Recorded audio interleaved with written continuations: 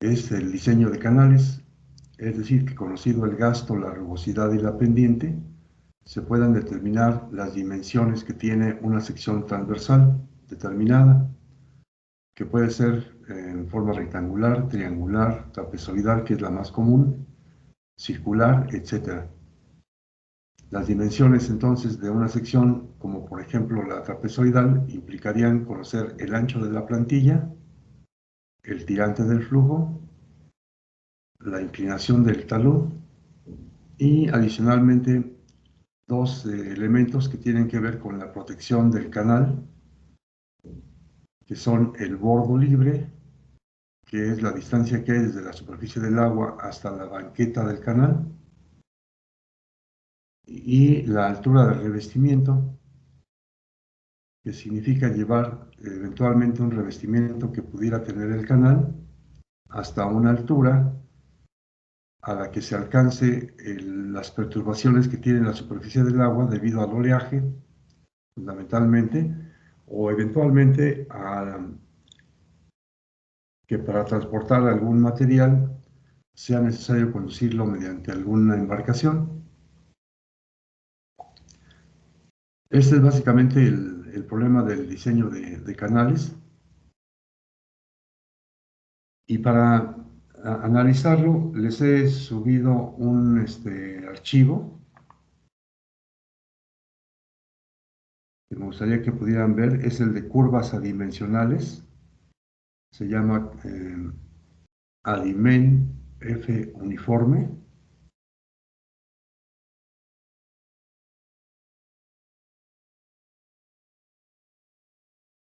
¿Lo tienen a la vista? Sí, sí, está claro. ¿Sí? Nada más a manera de una inspección en esta gráfica, en esta figura, les he anotado que para una cierta combinación de gasto, rugosidad y pendiente y para un valor del ancho de la plantilla, que sería igual a el área por el radio hidráulico a la 2/3 entre el ancho de la plantilla B a la 8/3, esta cantidad. Si ven, está escrito a mano el gasto por la rugosidad entre B a la 8/3 por la pendiente S0 a la 1/2. Y está escrito en el original los valores del área por el radio hidráulico a la 2/3 entre B a la 8/3. Es decir, de acuerdo con la fórmula de Mannich, cualquiera de estas dos cantidades significa el mismo valor. Nada más que entonces en un canal determinado podríamos conocer el gasto, la rugosidad, la pendiente S0 elevada a la 1/2, y entonces podríamos proponer un cierto valor del ancho. Si proponemos un valor del ancho, entonces tendríamos este valor de Q por N entre 0 a la 1/2 entre B a la 8/3. Y para este valor de B, si levantamos una línea vertical como la que se muestra ahí en la figura que les envié, entonces se pueden cortar una serie de curvas que aparecen para diferentes inclinaciones del talud, para secciones trapezoidales, y se puede intersectar también la sección rectangular. Cada uno de los puntos de intersección significaría un valor determinado de lo que llevamos en el eje vertical, que es el valor de Y entre B. Como conocemos el valor de B, porque es un valor que supusimos al iniciar, entonces podemos calcular con el valor de Y entre B que se lee en el eje vertical, insisto, podríamos determinar el valor del tirante. Y así podríamos llevar en una tabla los valores de las dimensiones que estamos utilizando en cada punto, que para una sección trapezoidal consistirían en el valor de B que supusimos. Con este entramos a una curva con un valor de la inclinación del talud, que hemos llamado K nosotros, Chow le llama Z. Con ese valor de K, digamos 0,5, o 1,0 o 1,5 o 2,0 o 2,5 o 3 o 4. Y después, con el valor que hemos encontrado de Q por N entre B a la 8 tercios por S0 a la 1 medio, identificamos en el eje vertical el valor del tirante del flujo Y entre B, que es el ancho de la plantilla, y con eso determinaríamos el valor del tirante. Entonces obtenemos las tres dimensiones que les comentaba: el ancho de la plantilla, el tirante del flujo y la inclinación del talud. Si hacemos esto para distintos valores de la inclinación del talud, podríamos tener entonces que cada punto de intersección de la línea vertical que levantamos para ese valor de Q por N entre S0 a la 1 medio representa una alternativa de solución para el diseño del canal. Esto significaría que habría varias alternativas con las cuales se puede diseñar un canal. Algunas de ellas van a ser mejores que otras, y la mejoría la vamos a comentar en un momento, pero también algunas de ellas van a ser más caras que otras, van a tener un costo más alto que otras. Entonces, una posibilidad de solución del diseño del canal consistiría en elegir la sección que resulta ser más económica. Esa es una posibilidad, ¿no? Que el costo sea mínimo, y con ese costo mínimo entonces podríamos obtener una sección diseñada completamente, que no nos va a resultar demasiado caro el proyecto del propio canal. Sin embargo,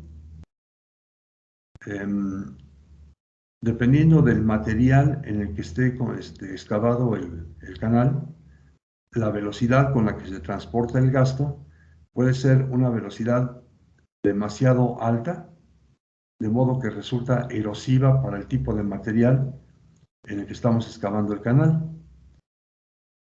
lo cual significa que eventualmente va a levantar el material y lo va a conducir en suspensión o por arrastre en el fondo a lo largo del canal. Y esto va a hacer que se modifique no solamente las dimensiones del canal, sino también la forma que tiene el canal. Y eventualmente, pues ya el canal no sabemos si tiene o no la capacidad para conducir el gasto Q. Entonces, por esta razón, se distingue entre dos tipos de canales: los canales revestidos, los cuales se revisten con un material resistente a la acción erosiva del agua, y los canales no revestidos, que son aquellos que, de acuerdo con el material que se presenta, resisten esta acción erosiva del agua. Esta distinción entre canales revestidos y canales no revestidos nos lleva a dos criterios de diseño distintos. Por ejemplo, en el caso de los canales revestidos, el criterio de diseño es la máxima eficiencia hidráulica o el mínimo costo. Eventualmente podríamos tener las dos características: que el canal revestido sea el de mínimo costo, pero que también sea el de máxima eficiencia hidráulica. La máxima eficiencia hidráulica consiste en que el gasto puede ser conducido a diferentes velocidades. Para un canal con ciertas dimensiones, la velocidad puede ser la máxima, y por lo tanto tendríamos una mayor eficiencia en la conducción del gasto.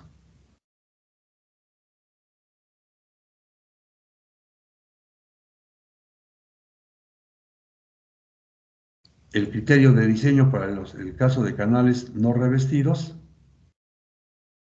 es distinto, porque aquí el criterio es el de que el canal se presente con la velocidad máxima permisible.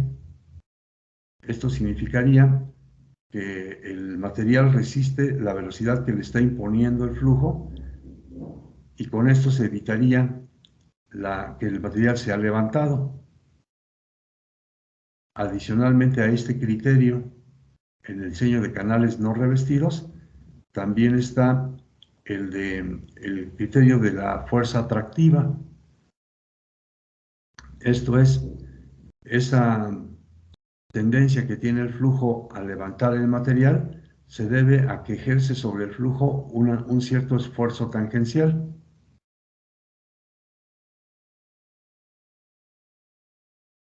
Entonces el canal se tiene que diseñar de tal manera que el esfuerzo tangencial producido por la corriente sea a lo más igual al esfuerzo tangencial que resiste el material. Este es el criterio de la fuerza atractiva, que el esfuerzo producido por la corriente sea cuando mucho el esfuerzo tangencial que resiste el material. De esta manera el material no se va a levantar por la acción erosiva del agua. Estos son, pues, básicamente los dos criterios que vamos a seguir en los párrafos que tienen ustedes a la vista en el documento.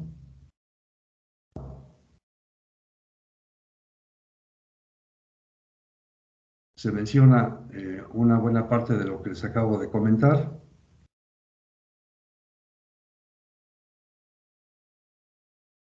Dichos de maneras diferentes, pero, por ejemplo, el hecho de que cuando estamos hablando de canales revestidos, podemos aplicar la fórmula de Manning, en la que el gasto por la rugosidad entre la pendiente a la 1/2 es igual con el área por el radio eólico a la 2/3, que es el factor de sección.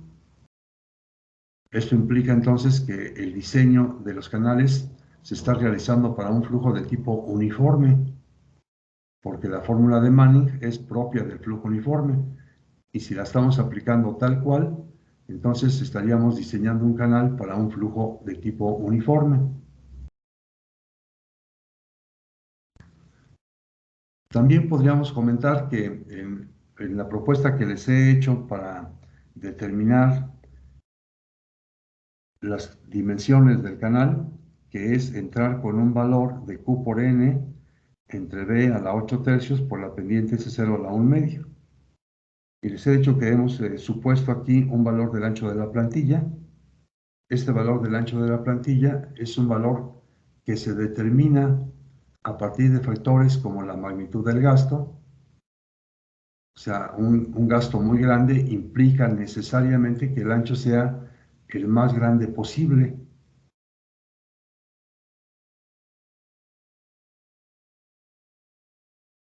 Aquí valdría la pena que abriera yo un paréntesis para comentarles que entre más grande sea el ancho, más superficie de terreno necesitamos para alojar el canal.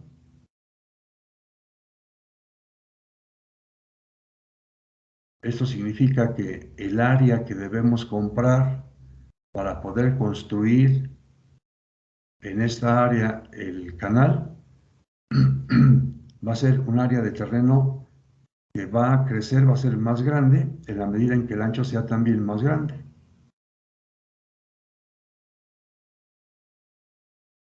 Imagínense si el canal tiene que pasar por alguna zona urbana, donde el terreno es bastante más caro que en las zonas rurales, entonces el costo del proyecto se eleva mucho.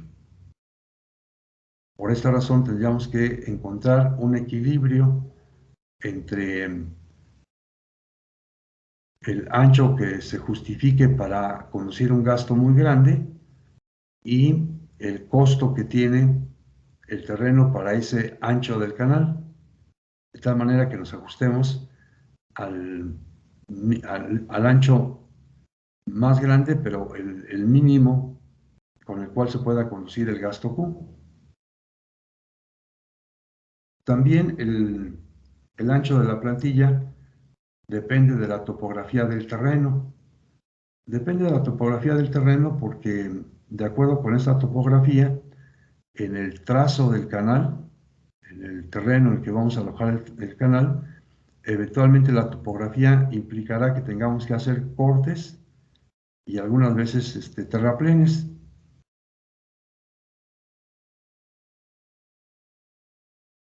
Hacer un terraplén es obviamente más caro y es más caro todavía si el ancho de la plantilla resulta ser muy grande.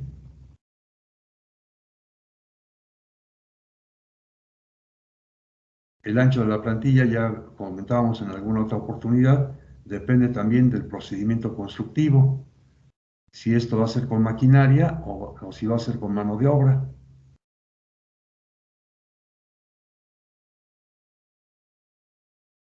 También vale la pena señalar que mientras que el ancho de la plantilla depende de algunos de estos factores de manera más importante, la inclinación del talud depende del material en el que se está excavando el canal.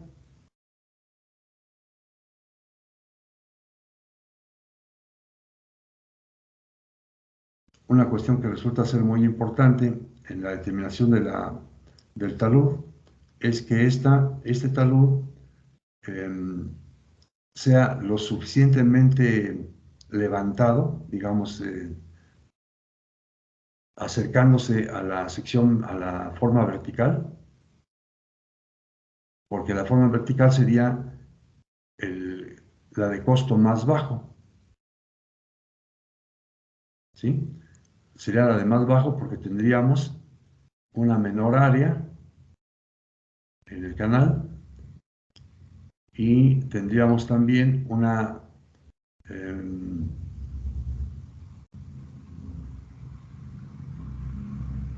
un menor costo relacionado con esa menor área que le estamos dando,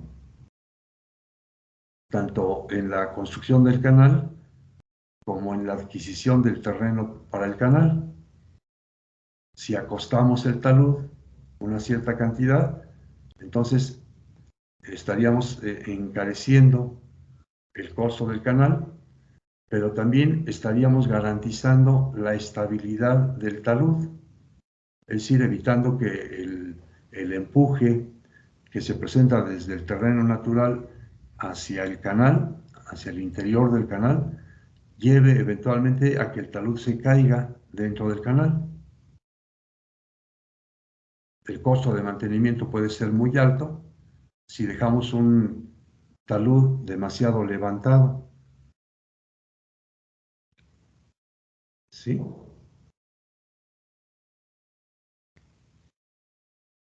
Bueno, más adelante vamos a hablar acerca de las inclinaciones del talud de manera más detallada.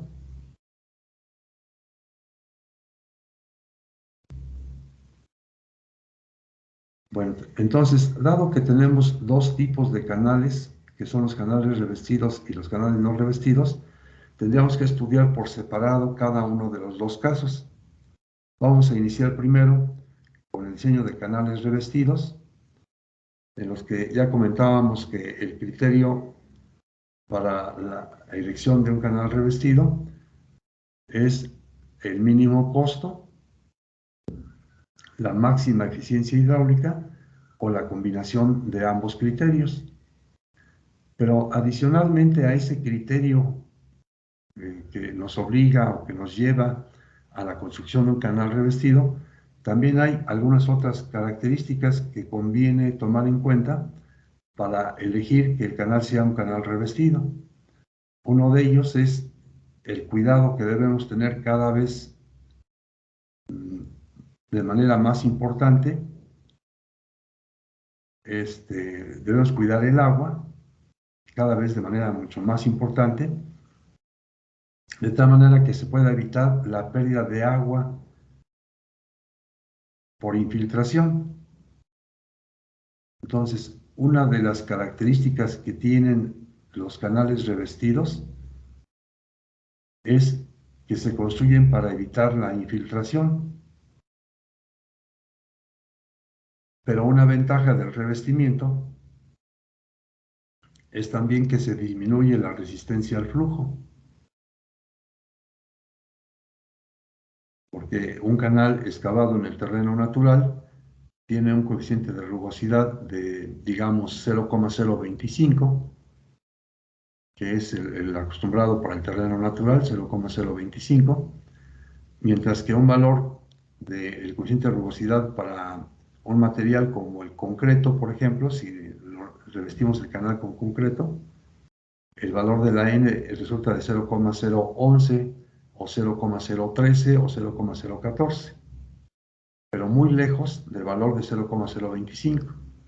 Así que tenemos una menor resistencia al flujo en un canal revestido que en un canal no revestido. Y también el revestimiento pues permite aumentar la vida útil del canal, ya que no está sujeto a una erosión como ocurre en el caso de los canales no revestidos.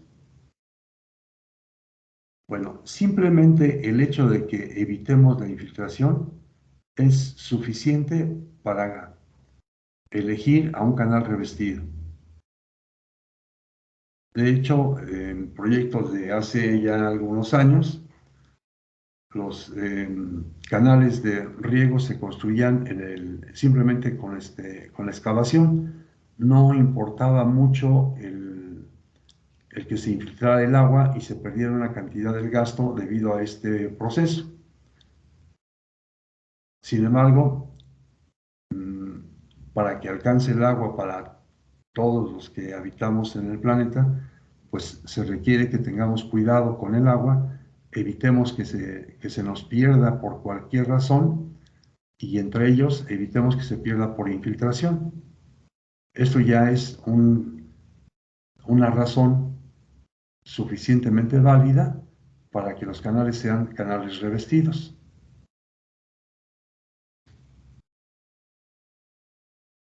En el caso de los canales revestidos,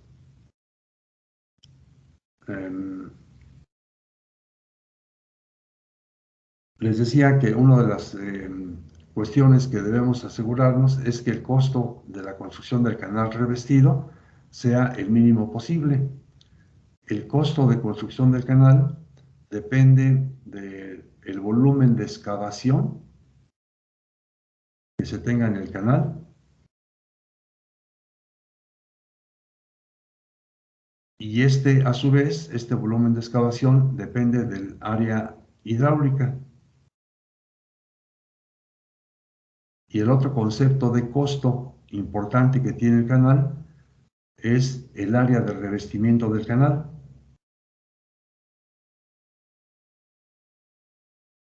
Como se menciona aquí, el área de revestimiento depende del perímetro mojado, lo cual significa que para optimizar el costo es necesario minimizar el área de la sección y minimizar también el área del revestimiento.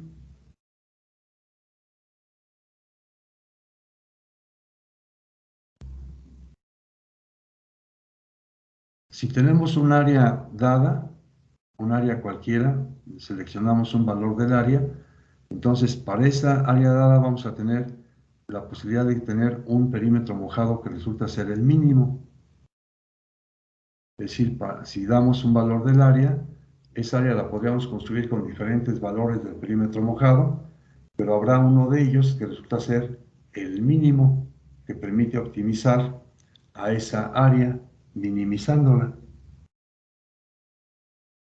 El perímetro mojado mínimo entonces implica el mínimo revestimiento. Por lo tanto, implica también el menor costo. Pero para tomar en cuenta que el área sea la mínima, podríamos considerar que de la fórmula de Manning, como se aprecia aquí en estas ecuaciones que les he anotado en esta parte, el gasto por la rugosidad entre la pendiente a la 1/2 es igual con el área por el radio hidráulico a la 2/3, que sería también visto en la forma el área a la 5/3 entre el perímetro mojado a la 2/3. Si aquí despejamos el área nos quedaría igual con el gasto por la rugosidad entre la pendiente S0 a la 1/2 elevado a la 3/5 y multiplicado por el perímetro mojado elevado a la 2/5. Entonces, un perímetro mojado mínimo implica también que el área sea la mínima, porque el producto del gasto por la rugosidad entre la pendiente a la 1/2 es una constante. Y entonces el área depende básicamente del comportamiento que tiene el perímetro mojado. Un perímetro mojado mínimo, insisto, implicaría también que el área sea la mínima. Entonces, para que se cumpla que el volumen de excavación sea el mínimo y que sea también el mínimo el área de revestimiento, entonces necesitamos minimizar el perímetro mojado. Básicamente sería lo que debíamos conseguir, ¿no? Minimizar el perímetro mojado. El minimizar el perímetro mojado también significa que tengamos la menor resistencia al flujo, porque el área de contacto del agua con el canal es entonces la mínima si tenemos el mínimo perímetro mojado.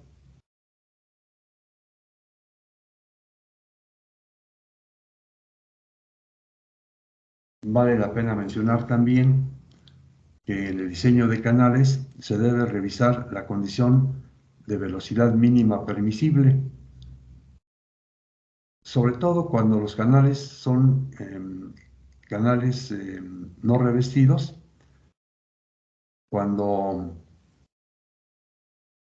se desee impedir la sedimentación y el crecimiento de vegetales. Entonces, unas recomendaciones señalan que el valor de la velocidad mínima permisible debe estar entre valores de 0,6 metros por segundo a 0,9 metros por segundo para prevenir la sedimentación de pinos y de 0,76 metros por segundo para evitar el crecimiento de vegetación. Si una vez que terminamos con el diseño, revisamos que se cumplan estos valores de la velocidad y entonces tendríamos garantizado que no va a haber la sedimentación del material ni tampoco va a haber el crecimiento de vegetación. ¿Sí? Son valores, digamos, genéricos, recomendables a seguir en el caso de diseño de canales. Y entonces, bueno, llegaríamos aquí al caso de que el canal que más se construye por sus cualidades geométricas es la sección trapezoidal. En la sección trapezoidal, como comentábamos, una de las características que debemos de determinar en el diseño es la inclinación del talud.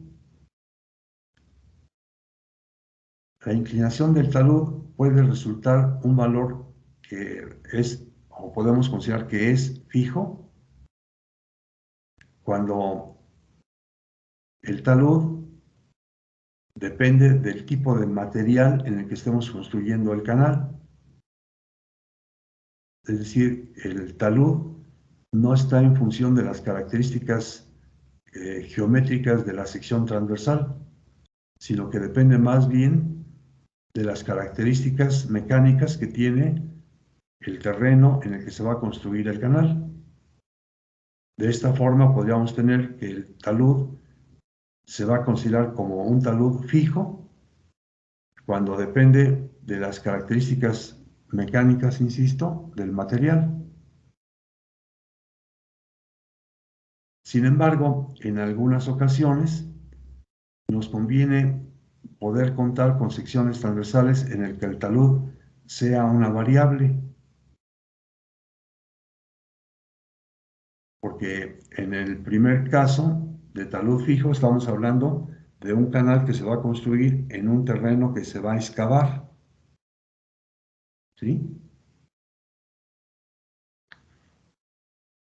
Ya sea que la excavación se haga en el terreno natural o que se haga a través de un proceso de un material de relleno. En el material de relleno, primero tendríamos que rellenar el terreno y después ir construyendo los bordos laterales para dar la forma de la sección transversal del canal. Entonces, eventualmente la inclinación del talud pues, va a depender de las características mecánicas del terreno en el que estemos construyendo el canal, pero eventualmente también podríamos tener canales que conduzcan flujos no muy grandes y que son llevados sobre la superficie del terreno, es decir, por arriba de la superficie del terreno, de acuerdo con los valores de las pendientes y de la topografía que tenga el terreno. Estos canales que se construyen normalmente en materiales flexibles, como laminados, por ejemplo, pueden adquirir taludes que tengan una inclinación variable.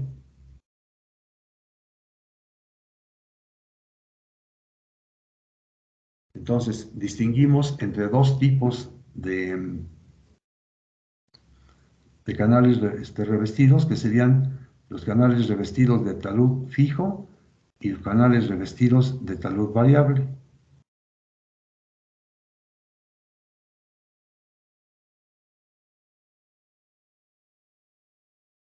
Bueno, a manera de ejemplo,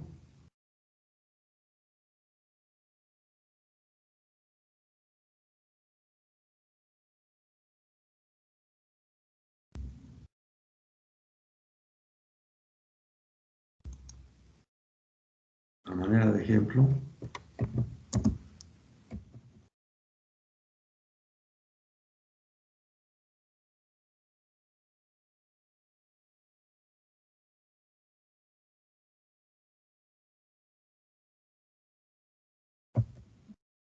vamos a realizar el diseño de una sección cuidar.